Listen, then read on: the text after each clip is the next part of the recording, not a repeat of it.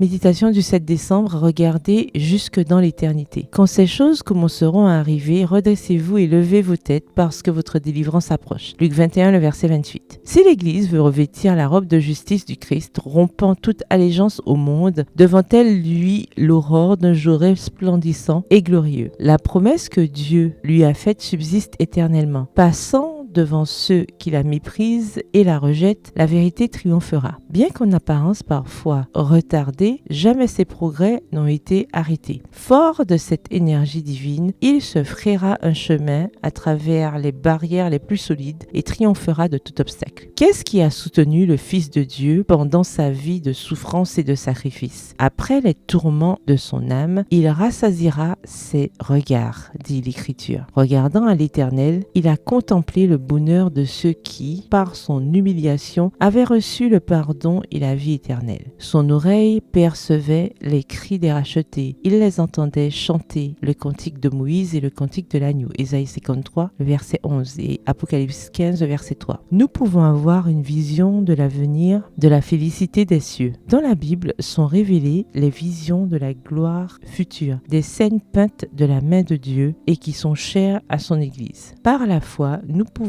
nous tenir sur le seuil de la cité éternelle et entendre l'accueil gracieux réservé à ceux qui, en cette vie, coopérèrent avec le Christ, considérant que souffrir pour lui est un honneur. Tandis que sont prononcées ces paroles, « Venez, vous qui êtes bénis de mon Père ». Les rachetés déposent leur couronne aux pieds du Rédempteur en s'écriant « L'agneau qui a été immolé est digne de recevoir puissance, richesse, sagesse, force, honneur, gloire et louange. À celui qui est assis sur le trône et à l'agneau, la louange, l'honneur, la gloire et le pouvoir au siècle des siècles. » Matthieu 25, le verset 34 et Apocalypse 5, les versets 12 à 13. Là, les rachetés saluent ceux qui les avaient amenés au Sauveur et tous s'unissent pour louer celui qui est mort pour que des hommes puissent posséder une vie semblable à celle de Dieu. Le grand conflit est terminé. Les tribulations et les luttes sont finies. Des chants de victoire remplissent le ciel tout entier alors que les rachetés entonnent ces joyeux accents. Digne est l'agneau qui a été immolé et qui vit en conquérant triomphant. Extrait du livre Conquérant Pacifique au chapitre 58 aux pages 444 et 445. Bonne soirée, que l'Éternel vous bénisse.